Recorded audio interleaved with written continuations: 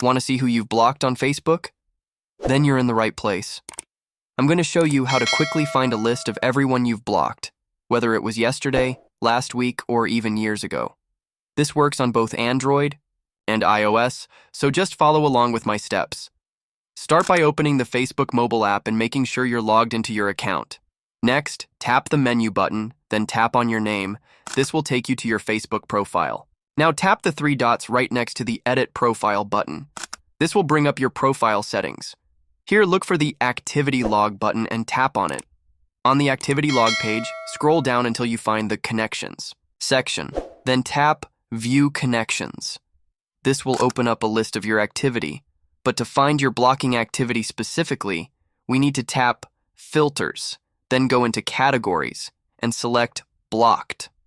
Once you tap on it, you'll see your full blocking activity, including the exact dates you blocked each person. And that's all. Thanks for watching, and I'll catch you in the next one.